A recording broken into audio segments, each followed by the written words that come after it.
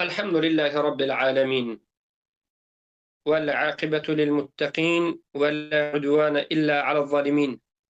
والصلاة والسلام على رسوله الكريم وإمام الموحدين، وعلى آله وصحبه ومن تبعهم بإحسان إلى يوم الدين.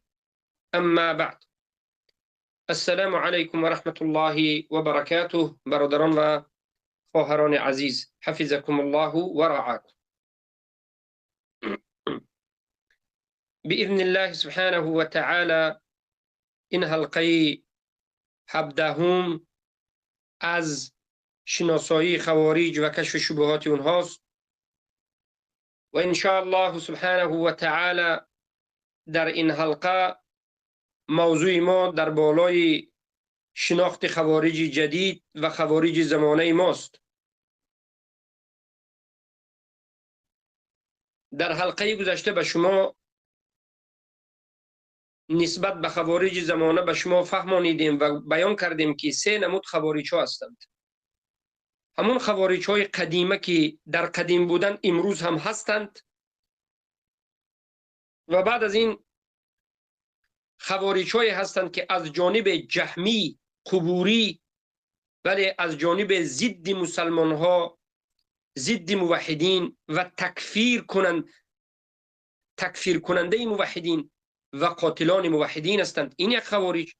و سومین خوارج جدود که غلات هستند، آنهایی که مسلمان ها را تکفیر کردند، تکفیر بالعموم کردند و ظاهر انسان ها را که اسلام دارند قبول نکردند. البته در باب خوارج القدیم که زمان قدیم بودند و امروز هم هستند صحبت ما به پایان رسید. دیروز هم در حلقه گذشته به شما در باب خوارج های قدیمی که امروز هستند صحبت کردیم و خوارج القدیم را به شما بیان کردیم. اما صحبت ما حالا می رود در بالای 2 خوارج هایی که اهل توحید را خوارج نامیدند و خوارج هایی که غلو در تکفیر کردند. یعنی 2 فرقه خوارج هایی که امروز غیر خوارج قدیم با صحبت میکنیم. خوارج قدیم گذشت، تمام شد، که امروز هم هست، اینیش هم گفتیم. اما حالا پیش از این که در بالای یا نسبت خوارج هایی که غلو کرده اند در تکفیر، بدعت های نوی را در تکفیر ایجاد کرده اند، تکفیر عام میکنند، تکفیر بالعموم، ظاهر انسان ها را قبول نمی کنند، تسلسل در تکفیر و غیره میکنند. پیش از این که به این طایفه رویم، اول در بالای خوارج های صحبت میکنیم که اهل سنت و الجماعت را خوارج نامیده تکفیر کردند. یعنی همین قبوری ها.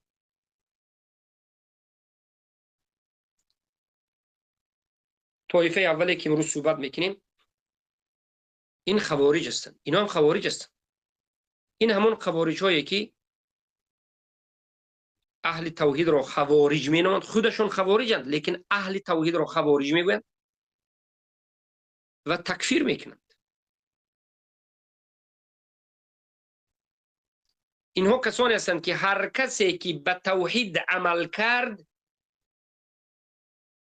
همراهش توحید دارد، انا همون موحد را تکفیر میکنند. دیگه غیر از موحد هیچ کسی را تکفیر نمیکنند. حتی در تکفیر یهود و نصارا شک دارند. یهود و نصارا را معین تکفیر کردنش به قسم شک دارند، قسم تکفیر نمیکنیم میگن و قسم اگر کنند هم اینها کسانی هستند که خودشون اکثرشون قبوری، طاغوتی،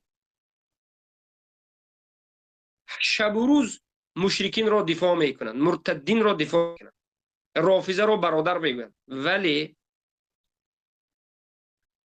یگانه کسی که اینها تکفیر میکنند، یگانه طائفه که این خوارج ها تکفیر میکنند، این موحدین است. هر کسی که توحید دارد در نزد اینها همون کافر است. والعیاذ بالله.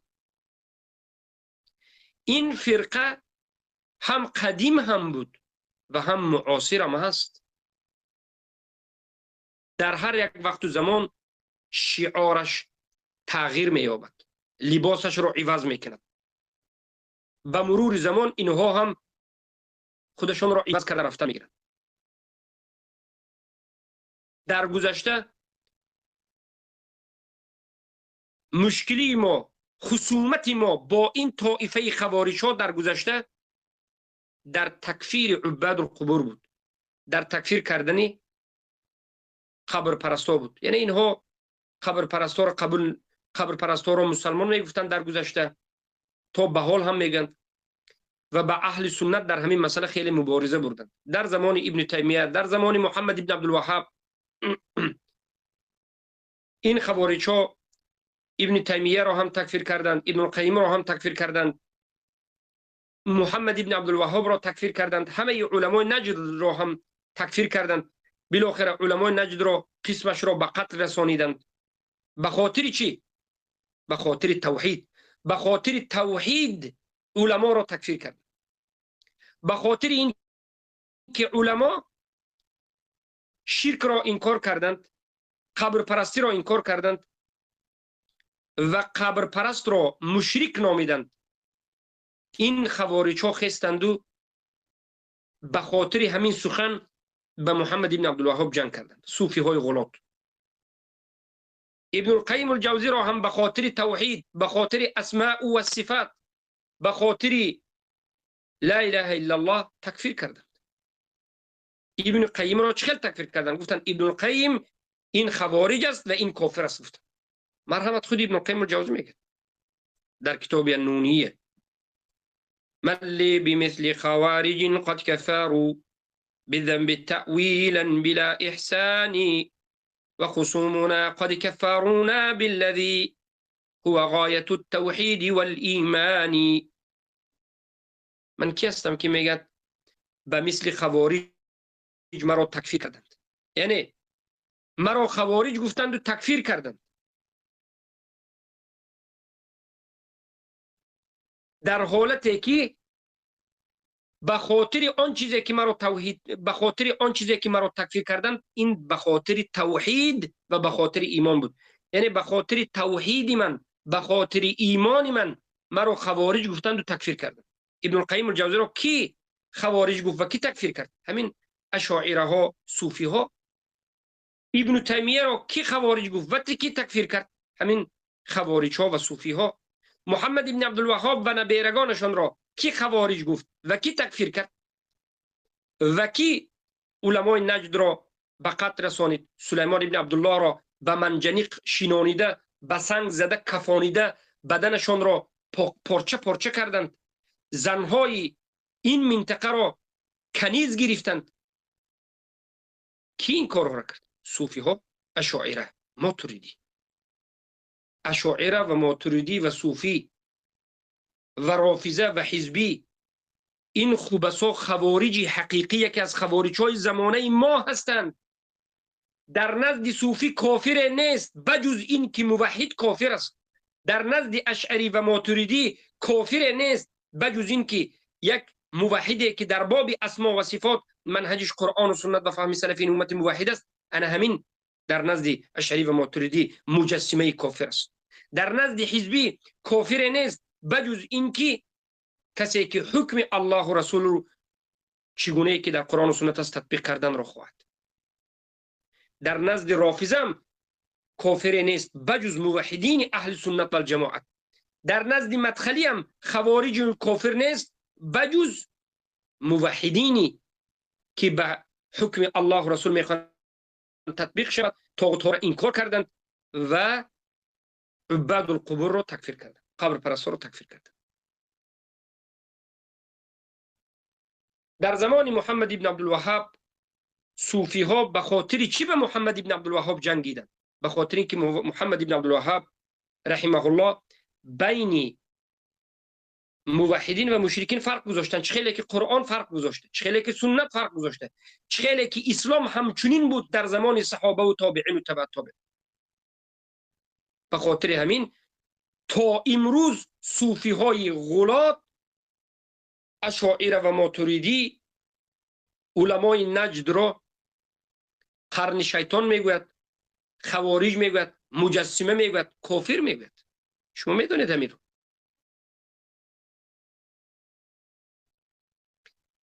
اما امروز یک عده دیگر از خوارج های نو پیدا شده.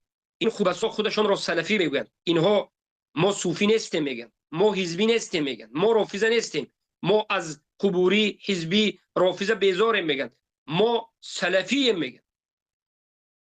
اما مذهب سلف صالح و سلفیین از اینها بیزار است و بری است. اینها مداخل هستند. امروز خصومت اهل توحید با این مداخله ها، با این خوارج مداخله ها در چه است؟ در تکفیر مشرعین.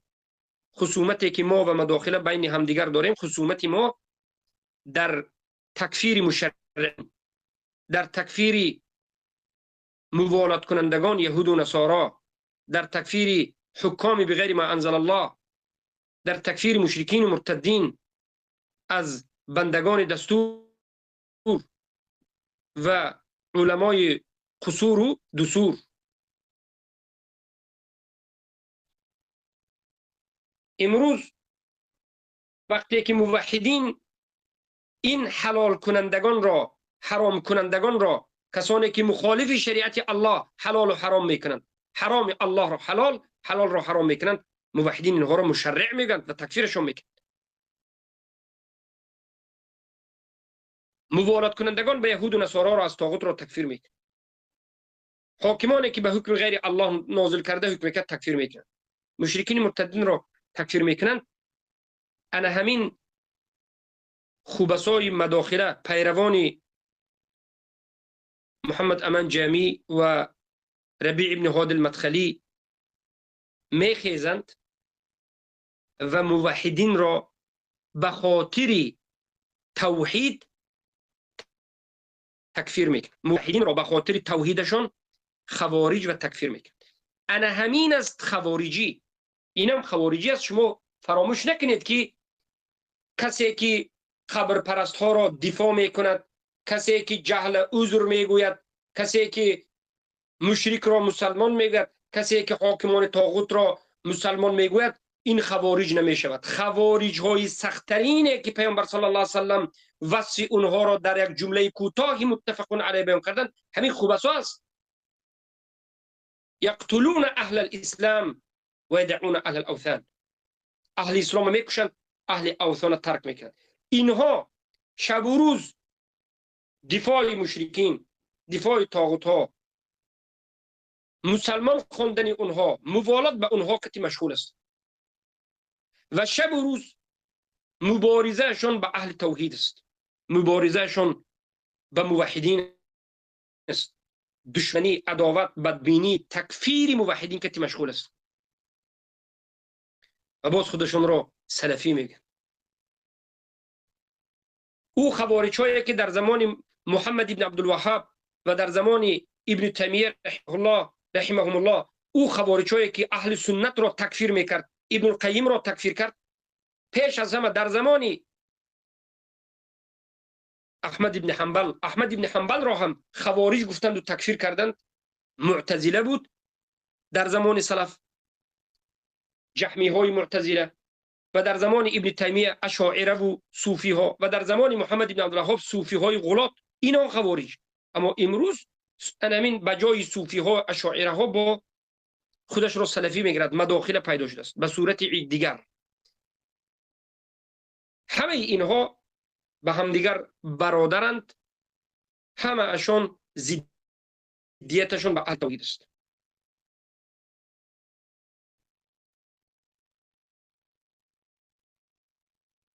اینها سخنشون بدون نمود است. قسمی از اینها برآمدند صادقین را، موحدین را خوارج میگویند و قسم دیگرش نه فقط یعنی اهل بدعت و خوارج بلکه تکفیر میکنن، میگن اینا کافر است.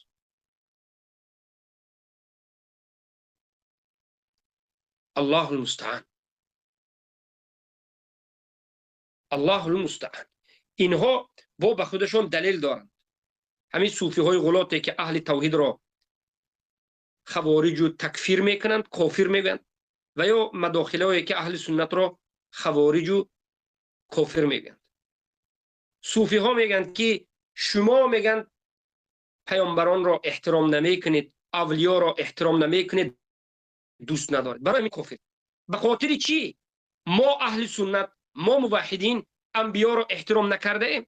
به خاطر اینکه قبر آنها را رفته عبادت نکردیم، به قبر آنها سجده نکردیم، از آنها طلب شفاعت نمیکردیم. هر کسی که به قبر انبیا سجده کند، طواف کند، ذبح کند، شفاعت طلبت، تکفیر میکردیم.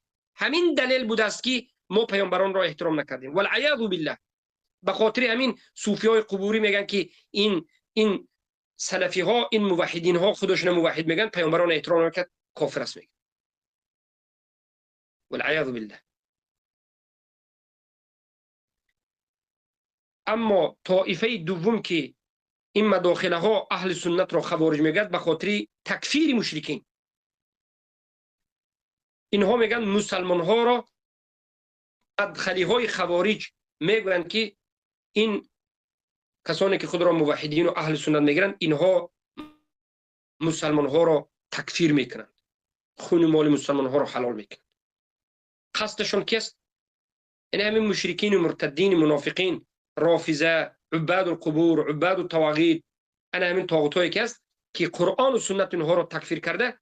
هر کسی که همونها را تکفیر کند، یعنی طاغوت و رافضه قبوری ها را، حزبی ها را، مدخلی ها، همون موحد را خوارج میگن. میگن که تو مسلمان را تکفیر کرده شده، برای همین تو خودت کافری. حدیث پیامبر صلی الله علیه و سلم روایت امام بخاری است، میارند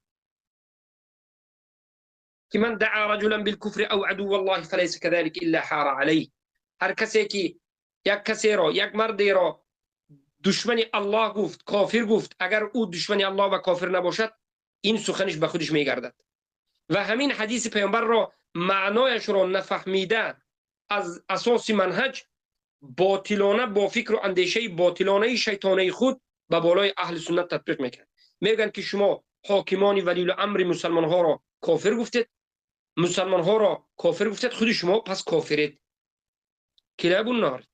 حالا که آن کسانی که مدخلی ها ولی الامر میگن اینا طاغوتند، آن کسانی را که مسلمان میگن مشرکین قبوری را میگن. اما همین مداخله های شرمنده، خوبسای خوارج، باز خود را پیروان سلف صالح میگن. مردم را بریش گذاشتن خود، بر رفع الیدین کردن، نماز خواندن خود به این سنت های ظاهری فریب میدن. اما باید موحدین خیلی هوشیار باشند، اهل سنت و الجماعت خیلی هوشیار باید باشند که از تمام جانب شما شکار میشوید، برای شما از تمام جانب هجوم است. همه فرقه ها، 73 فرقه که هست، یک فرقه ناجیه، طائفه منصوره، این اهل سنت و الجماعه است. 72 فرقه شب و روز حرکتشون، شغلشون، نیت و آرزوشون همین است که تو را ای اهل سنت شکست بدهند و نابودت کنند. بر اضافه به این 73 گروه بعد بودیست است و یهود است و نصارا است. خوب دقت بدید، اهل سنت چقدر دشمنی زیاد دارد. الله المستعان.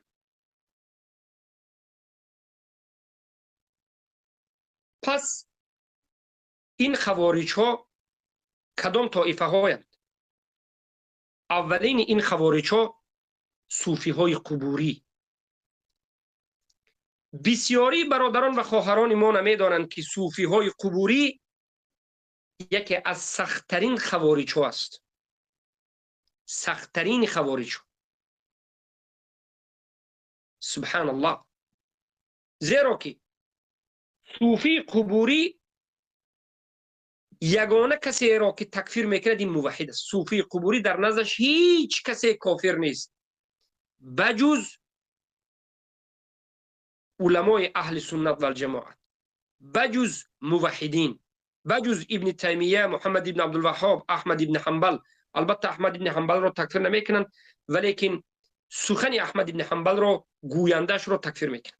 میگن که احمد ابن حنبل این سخن را نگفت. به مانند الله در بالای عرش بودن، چشم داشتن، پا داشتن، اینها میگن که هر کسی که سخن گوید مجسمه کافر است. هر کسی که بعد از این میگن قبر پرستی را انکار کند، قبر پیامبر پرستیدنش انکار کند، قبر اولیاء و صالحین پرستیدنش انکار کند، این بی‌ادب است، این کافر به انبیا و اولیاء هست، این کافر است. والعیاذ بالله. و این صوفی های قبوری، خوارج ها، چقدر موحدین را به قتل رسانیدند، چقدر موحدین را به قتل رساندند. محمد ابن عبدالوهاب رحمه الله وقتی که برآمدند، اینجا دولتی بود به نام دولت عثمانی. دولت عثمانی که ترکا اداره میکردند. از سبب اینکه این دولت عثمانی یک دولتی بود که قبر پرستی منتشر شده، یعنی صوفی های قبوری بودند، عقیدتا ماتریدی و اشعری در باب اسما و صفات، از این طرف طریقتا صوفی و غلات. بالاخره محمد ابن عبدالوهاب که در سرزمینشون خیلی هم شرک کفر بود، برآمدند به شرک کفر مبارزه بردند. کی با محمد ابن عبدالوهاب جنگید؟ کی به بالای محمد ابن عبدالوهاب هجوم کرد؟ همین صوفی ها نبیرگان محمد ابن عبدالوهاب را گرفتند، کشتند، نابود کردند، زنهایشان را کنیز گرفتند. قبوری ها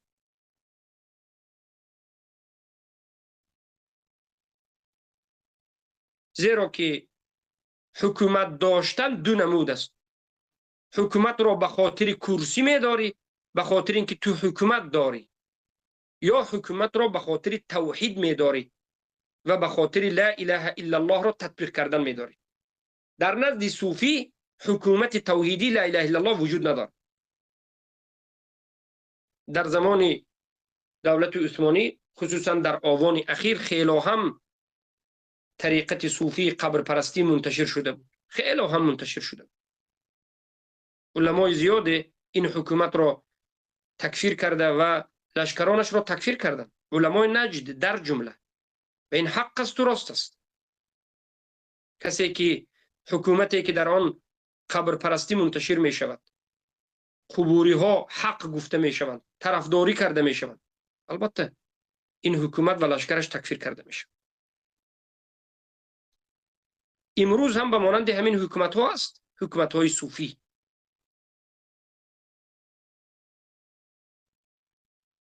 خوارج ها، مسلمان کش. هر جایی که صوفی است ببینید، صوفی قبوری هر جایی که است، در زیر خدمت طاغوت، بر علیه موحدین، موالات به کفار و مشرکین و نابود کردن مؤمنین و موحدین مسلمین است. همین است مگر نیست؟ بیارید هر صوفی در هر گوجه است، خواه هندوستان، خواه افغانستان، خواه کوکاز، یک کمی نظر بکنید که اینها چگونه به کفار خدمت میکنند و موحدین با وزنین ترین سخت ترین حالت تکفیر کرده به قتل میرسانند. نه به زنی مسلمان، نه به فرزند مسلمان رحمی ندارند. خوارج بودن اینها را بسیاری ها فراموش کرده. خوارج های حقیقی خوبسان همینند. این دومین از این طایفه هایی که خودشان از جانب جهمی هستند لیکن با خوارجند بر مؤمنین موحدین، از جانب قبر پرست و جهمی، از جانب دیگر خروج به موحدین. دومین این طایفه ها علماء السوء هست، فقها و سلطان، هیئت های شرعی، مفتیات ها.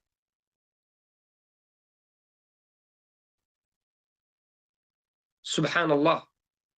اینها کسانی هستند که هر کسی که طاغوتشان را تکفیر کرد، حاکمشان را تکفیر کرد، انا همون را کافر میگن.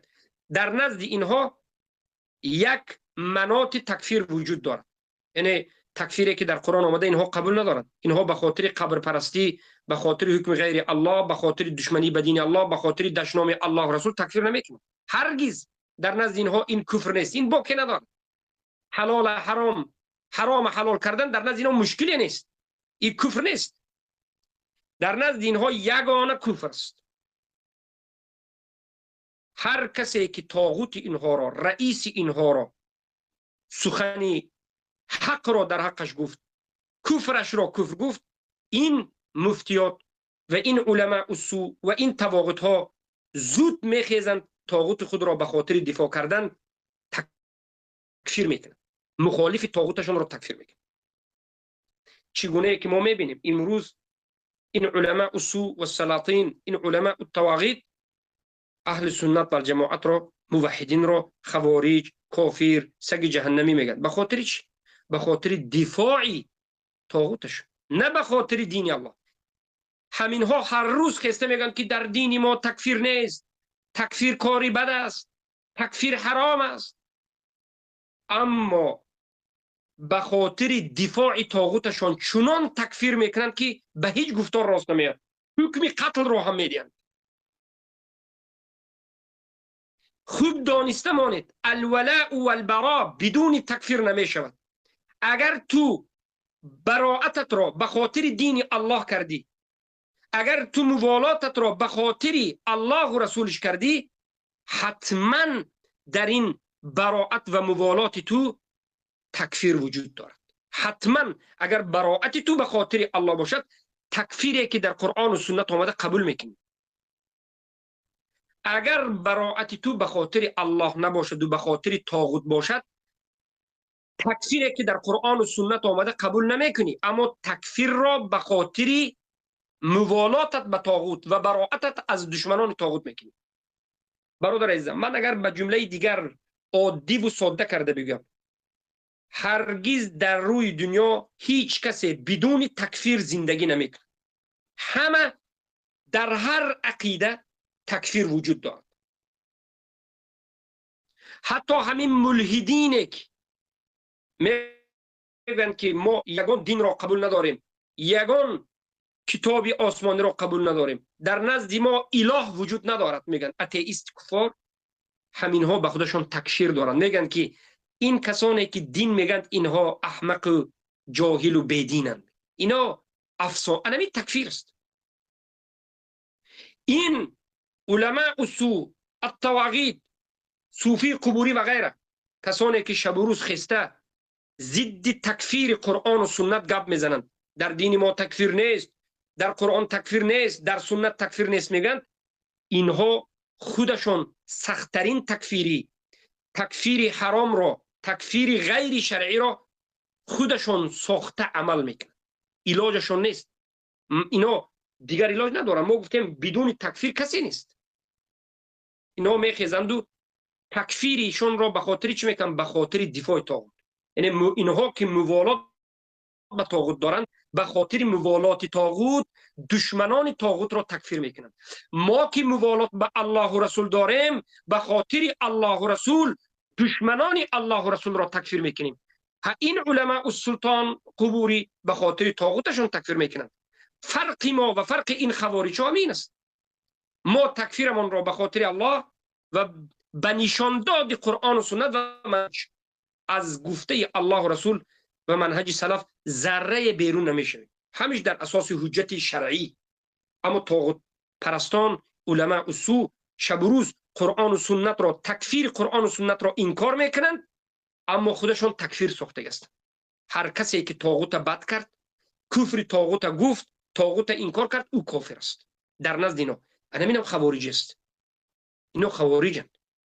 علماء طاغوت سلطانی در تاجیکستان یا در همه دور و زمان و در پهلوی طاغوت نشسته رو ببین.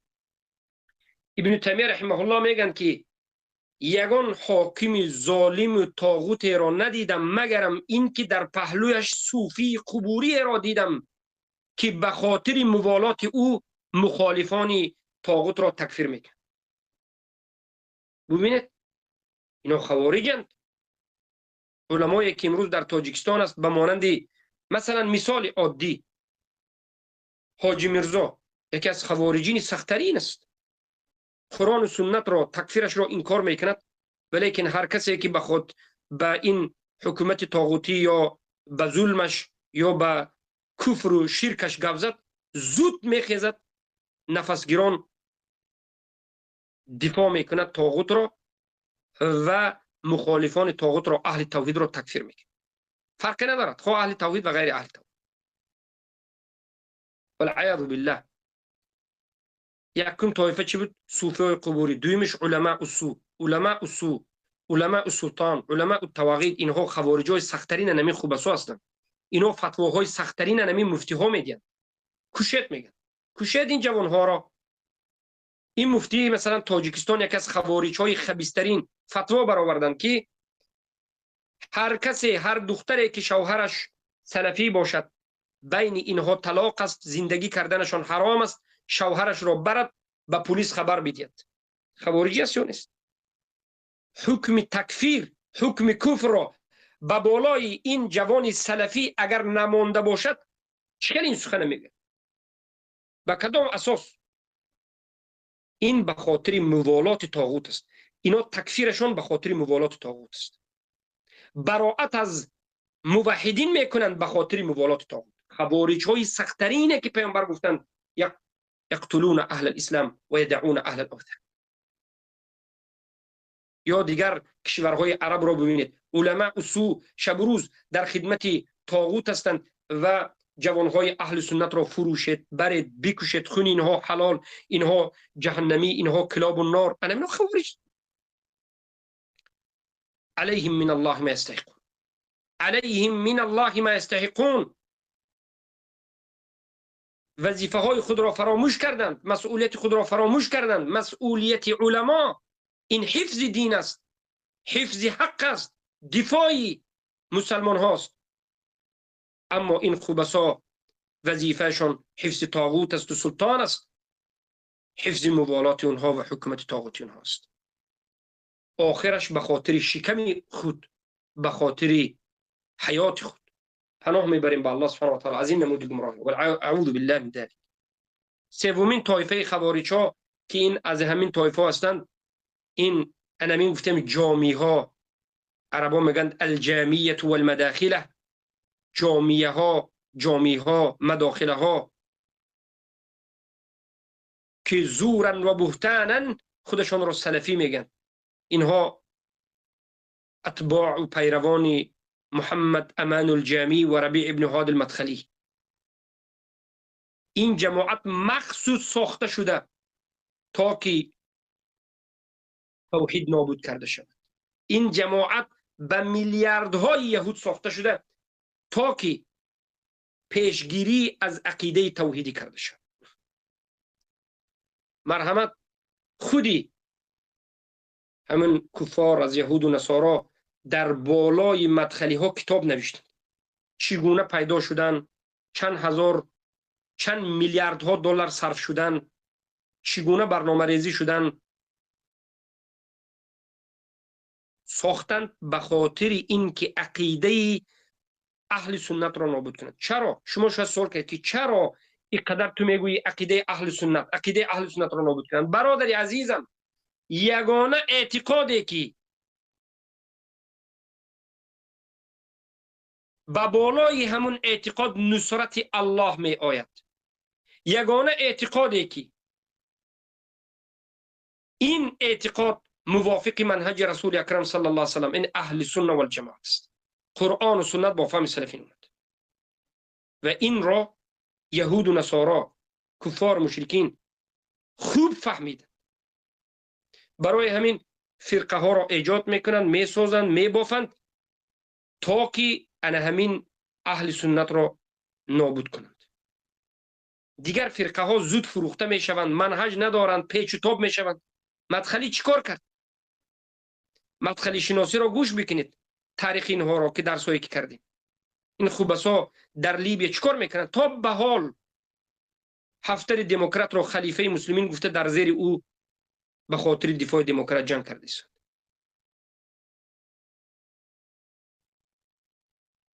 والعیاذ بالله. و چهارمین فرقه خوارج، این یعنی از همین طایفه اول که قبوری ها، جهمی هایی که اهل سنت را تکفیر میکنند و خوارج شدند، اینها حزبی ها و بخصوص سروری ها هستند.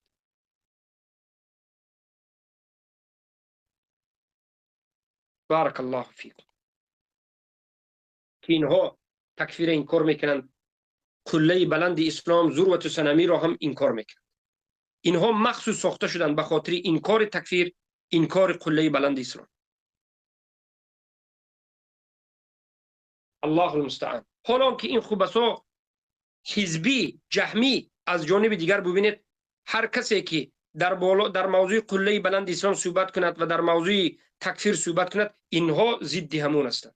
تمام حزبی ها به خاطر همین ساخته می شوند و دفاع کرده می شوند. البته حزب سازنده ها جاهلند، حزب سازنده ها شاید فکر خوب داشته باشد، حزب سازنده ها از سبب جهل می سازد، اما این حزب را یهود و نصارا نصرت میدهد به خاطر اینکه این حزب ها اصول شریعت را انکار کرده. بالاخره مبارزه حزبی ها به موحدین و اهل سنت خیلی سنگین است. موحدین رو خوارج کافر میگه.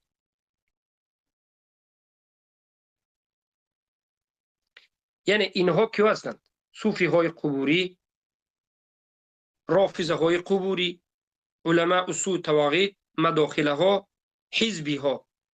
اینها کسانی هستند که همشون قبوری اند، همشون جهمی اند، همشون دفاع کنندگان مشرکین اند، انکار کنندگان تکفیر اند، تکفیری که در قرآن آمد. و همه اینها در عین زمان که جهمی اند، موحدین را، مسلمین را، مؤمنین را خوارج میگویند و تکفیر میکنند. موحدین را خوارج میگویند، سگ جهنمی میگویند، تکفیر میکنند، خون مالش را حلال میکنند.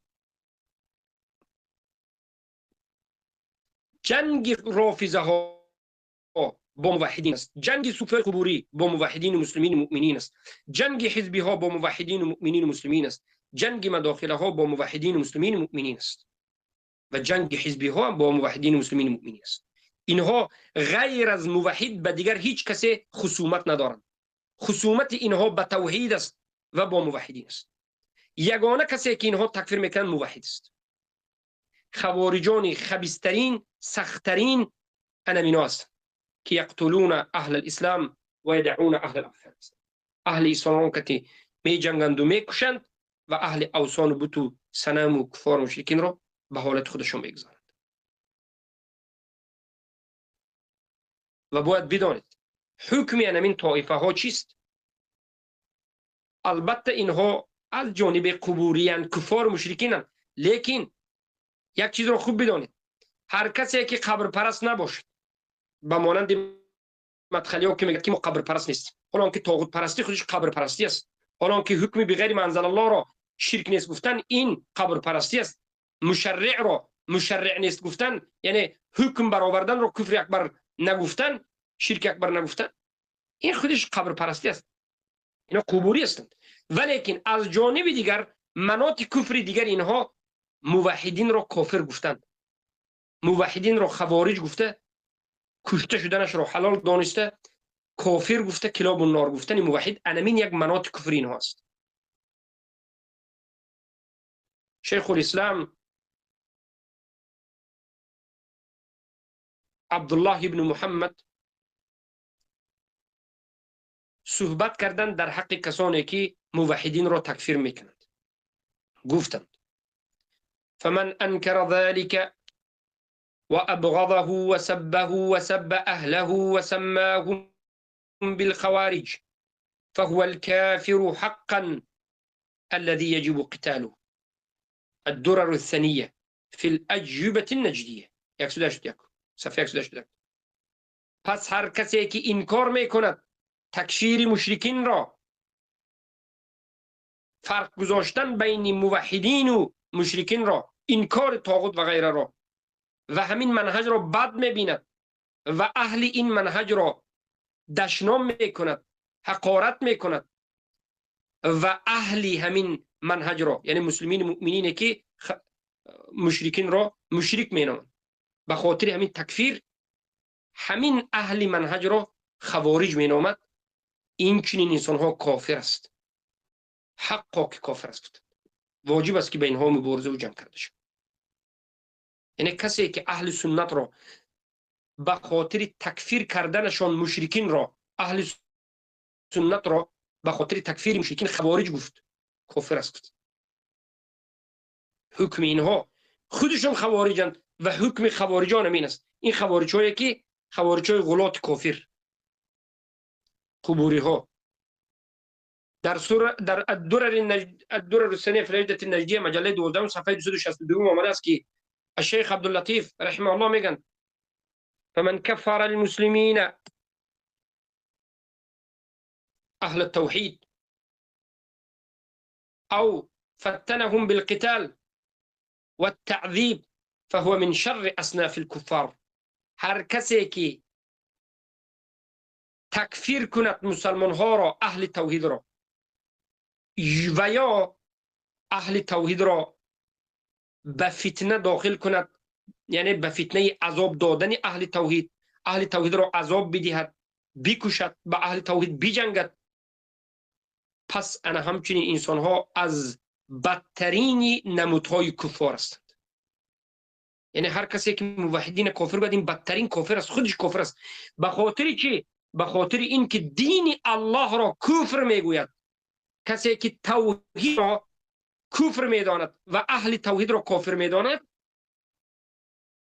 این آدم دین الله را کفر دانسته و دین ساخته طاغوت، ساخته شیطان، قبر پرستی را توحید میداند.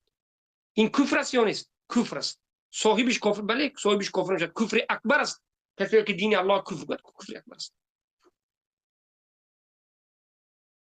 ولی اهل توحید فراموش نکنید که نامگذاری کردن موحدین به خوارج این یک سنتی ارجائی و جهمی از زمان سلف تا امروز است. خیلی ما در بعضی از صحبت ها ما گفتیم که در زمان سلف صالح هم جهمی ها به نزد حاکمان زمانه خودشان می در آمدند و اهل سنت را کافر می گفتند. آیا در یاد دارید به بعضی نوشته های ما یا گفته های ما که یکی از جهمی ها به نزد عبدالله ابن طاهر داخل می شود و اسحاق ابن الراهوی را می گوید که ای امیر، اسحاق ابن الراهوی کافر است، میگه بی ادب است، ما رو نظرش نمی گیرد، سخنهای ما را قبول نمی کند، کافر است میگه. ببینید بعد از این عبدالله ابن طاهر یکی از امیرها اسحاق ابن الراهوی را دعوت میکند، غضب میخواهد که اسحاق را جزا بدهد، به قتل رساند، لیکن اسحاق ابن الراهوی آهسته میفهمانند که گپ در کجا است.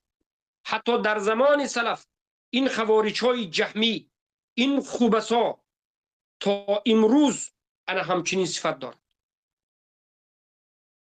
طائفه منصوره، فرقه ناجیه، اهل توحید را، اهل قله بلند اسلام و توحید را، اهل سنت و الجماعت را خوارج می نامند. و این سنت همین جهمی ها است. این انا همون منهج جهمی های خارجی که در وقت احمد ابن حنبل، امام اهل سنت و الجماعه احمد ابن حنبل را خوارج نامیده بود. آیا میدانید؟ احمد ابن حنبل را خوارج میگفت.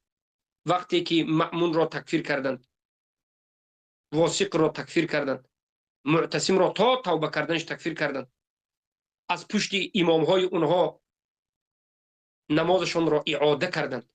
جهمی ها، معتزله ها احمد ابن حنبل را خوارج میگفتند. یا در زمان ابن تیمیه رحمه الله و ابن القیم الجوزی رحمه الله، یا در زمان محمد ابن عبدالوهاب رحمه الله، و امروز انا در زمان ما میبینیم که موحدین را خوارج میگویند و تکفیر میکنند. خوارج و تکفیریین میگویند. موحدین، صالحین، صادقین، کسانی که در منهج رسول الله است، همین ها را خوارج و تکفیریین میگن و بعد از این مجسمه و تکفیر و اینو آن میگن. یک چند قول علما را در این باب میگوییم و این فرقه را به پایان میرسونیم. و با همین شما دو نمود خوارج ها را فهمیدید. خوارج قدیم را که در زمان ما هم هستند، حلقه گذشته گفتیم، و دومین خوارج های جهمی را که امروز اصلا اگر نظر بکنید غیر از اهل سنت و الجماعت همه فرقه ها خوارج است. همه فرقه ها با قاعده رسول الله صلی الله علیه و سلم یقتلون اهل الاسلام و يدعون اهل الاسلام. جهمی ها خوارج های بدترین امینان. یک چند قول علما رو میاریم. محمد بن عبدالوهاب رحمه الله میگن فإن الذين كفر الذي يشهد أن التوحيد دين الله ثم بعد هذا يكفر أهل التوحيد ويسميهم الخوارج.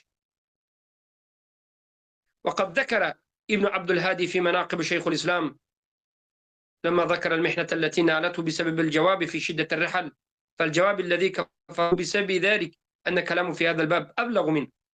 يعني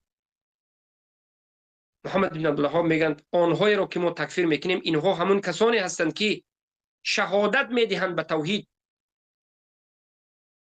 آنها میگویند که ما شهادت میدیم که توحید دین الله است و بعد از این اهل توحید را تکفیر میکنند. اهل توحید را خوارج مینامند. ما انمینها را تکفیر میکنیم. یعنی یک کس خودش موحد میگوید، توحید را حق میگوید، لیکن اهل توحید تکفیر میکند. اهل توحید خوارج میگن، تکفیر میکن. ما اینها را تکفیر میکنیم. هر کسی که اهل توحید را به خاطر توحید خوارج میگوید و تکفیر میکنه، تکفیرش میکنه. فهمیدید برادر عزیز؟ خیلی که سخنی ابن القیم الجوزی رو در کتاب نونیشن آوردیم که من لی بمثل خوارج قد كفروا بالذنب تأويلا بلا إحسان ولهم نصوص قد صاروا في فهمها فأتوا من التقصير في العرفان وخصومنا قد كفرونا بالذي هو غاية التوحيد والإيمان. أنا مینست. ابن القیم الجوزی رو خوارج گفتند و تکفیر کردند در حالتی که بدون حجت. ابن القیم الجوزی میگن که به خاطر این مرا این قبوری ها تکفیر کردن، جهمی ها تکفیر کردن، به خاطر توحیدی که من دارم، به خاطر ایمانی که من دارم، به خاطر اعتقادی که من دارم، مرا خوارج گفتن، تکفیر کردن. حتی نگذاشتن که ابن القیم الجوزی را در گورستان، قبرستان گورانیده شود، بیرون از قبرستان گورانید. ابن ابوالعز حنفی را به خاطر عقیدش تکفیرش کردند، زنش را جدا کردند، خودش را زندان کردند، زنش را نکاح کردند و گرفت. ابن تیمیه رحمه الله 8 مراتبه زندان شد. آخرین مراتبه به خاطر توحید اسماء و صفات در درون ترمه وفات کردند و تکفیر کردند جهمی ها را، و جهمی ها هم ابن تیمیه را تکفیر میکرد. شیخ عبداللطیف رحمه الله در کتاب الدر السنیه مجله 12 صفحه 262 خیلی گفتیم فمن کفر المسلمین اهل التوحید او فتنهم بالقتال والتعذيب فهو من شر اصناف الكفار. هر کسی که تکفیر کند مسلمان ها را، اهل توحید را، و اونها را بجنگد و به اونها را عذاب بدهد، پس او از سخت‌ترین صنف کفار است. شیخ عبدالله ابن محمد گفتند فمن انکر ذلك وابغضه وسبه وسب اهله وسماهم بالخوارج فهو كافر حقا الذي يجب قتاله حتى يكون الدين كله لله باجماع المسلمين كلهم. در السنه مجله اول صفحه 118. هر کسی که توحید انکار کند، تکفیر مشرکین انکار کند و همین انسان ها را و همین منهج بد ببیند، دشنام کند، حقارت کند و اهل توحید خوارج بگوید، این کافر است. حقا که کافر است. به اجماع تمام مسلمین به اینها جنگیده و پیش اینها گرفته میشد. عبدالرحمن بن حسن رحمه الله گفتند فصار من هؤلاء المشركين من يكفر اهل التوحيد بمحض الاخلاص والتجريد وانكارهم على اهل الشرك والتنديد فلهذا قالوا انتم خوارج مبتدعه وكفرتم امه محمد كما اشار ابن القيم الى مثل هذا الحال في زمانه بقوله خصومنا قد كفرونا بالذي هو غاية التوحيد والايمان. این مشرکین قبوری کارشون به جای رسید که اهل توحید را تکفیر کردند به خاطر توحید، به خاطر اخلاص، به خاطر تجرید توحید. اهل توحید آمدند و شما کافرید گفتند. به خاطر توحید اهل توحید را به خاطر یکتاپرستی تکفیر کردند. به خاطر اینکه اهل توحید شرک انکار کردند، کفر انکار کردند، گفتند که شما خوارجید، شما مبتدعید، شما امت محمد را تکفیر کردید، برای همین شما کافرید. یعنی ببینید عیناً همین روز وقتی که ما قبر پرستی را انکار میکنیم، حکم غیر منزل الله را انکار میکنیم، قبر پرست را قبوری میگیم و مشرک میگیم، این خوارج های قبوری میخیزند، جهمی ها میخیزند میگن که شما امت محمد را تکفیر کردید، خوارجت، کافرید. سبحان الله، سبحان الله. وقتی که ما میگوییم که لا يعبد الا الله ولا يدعى الا هو ولا يرجى سواه ولا يتوكل الا عليه، بجز الله هیچ کسی عبادت کرده نمی شود، بجز الله هیچ کسی دعا طلب کرده نشود، بجز الله غیر الله امید کرده نشود، بغیر الله توکل کرده نشود، بغیر الله سجده و رکوع و طواف کرده و نذر و ذبح کرده نشود. این عبادت ها تنها به الله است، یکتا و تنها. و هر کسی که بغیر الله این عبادت ها را صرف میکرد فهو کافر و مشرک، این کافر است و مشرک است. مشرکین میخیزند، این جهمی ها میخیزند، میگویند که شما امت محمد را تکفیر کردید، شما خوارجید، شما کافرید. انمین ها خوارج واقعی کافرند. نظر که کتاب الدرر السنیه فی العقیدة النجویه مجله 11 صفحه 448 شیخ عبداللطیف ابن عبدالرحمن رحمه الله فرمودند وقد غلط كثير من هذه الأعصار وظنوا أن من كفر من تلفظ بالشهادتين فهو من الخوارج وليس كذلك، بل التلفظ بالشهادتين لا يكون مانع من التكفير. بسیاری ها در این عصر خطا کردند، گمان کردند که هر کسی که تلفظ به شهادتین کرده هرگز او را تکفیر کرده نمی شود و تکفیر کردن اینها از خوارجی است. نه، این چنین نیست، بلکه تلفظ کردن به شهادتین مانع از موانع تکفیر نیست. هر کسی که شهادتین را بگوید و بعد از این کفر اکبر شرک اکبر کرد کافر است. امروز که ما حضور داریم، این زمانه ما چقدر به زمانه اون علمای قدیم، اون علمای پیش از ما مانند است. تاریخ ببینید، حق همون حقی که در زمان پیامبر بود همون است، باطل هم همون باطلی که در زمان سلف بود همون است. مبارزه که ما بین حق و باطل امروز داریم همون مبارزه که در زمان رسول الله و سلف صالح بود. والله هیچ چیز تغییر نیافته است، فقط انسان ها تغییر یافتند. انسان ها وفات کردند و رفتند، دیگر انسان ها آمدند. شاگردان جهمی باز میخواهند همون مذهب جهمی را، مذهب شیطانی را زنده کنند. شاگردان صحابگان، شاگردان رسول الله، صحابگان و تابعین و سلف صالح میخواهند که منهج رسول الله گذاشته را زنده کنند. مبارزه به مانند همون مبارزه قدیم است، باز سخن همون سخن است، منهج همون منهج است، فقط انسان دیگر است. سبحان الله، سبحان الله.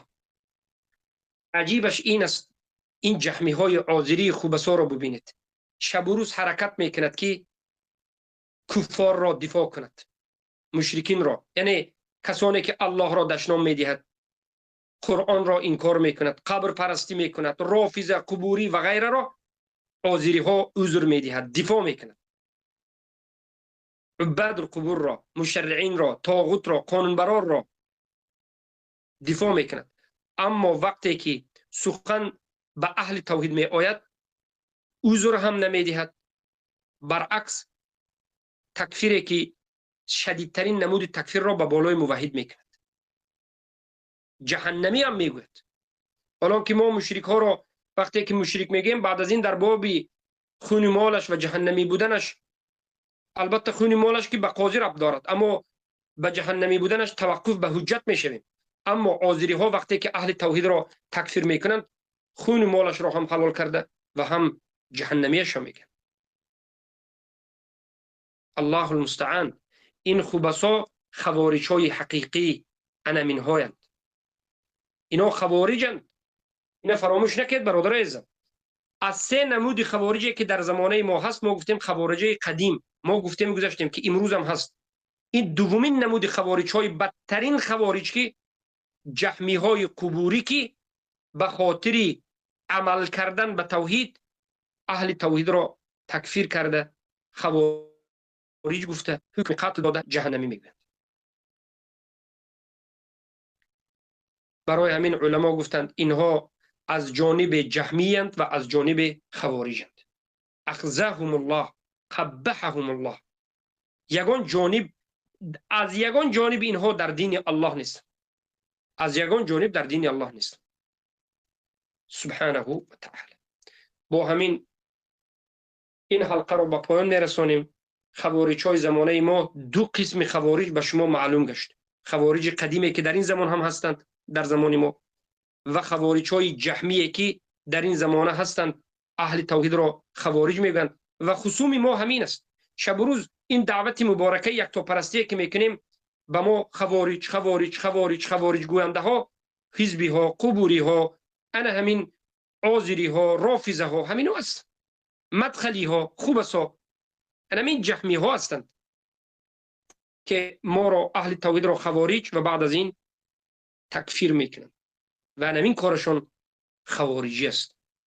عیناً سخن پیامبر به بالای اینها راست میاد که یقتلون اهل الاسلام و یدعون اهل الاوثان.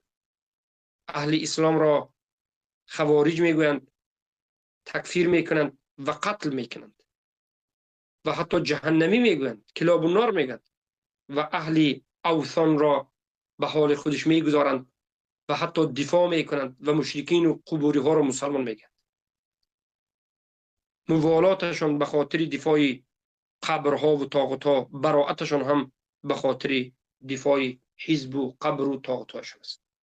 و ما براءت خود را از این خبثای جهمی، قبوری و خوارج ها اعلام میکنیم و از این خوارج های قدیمش هم اعلام میکنیم.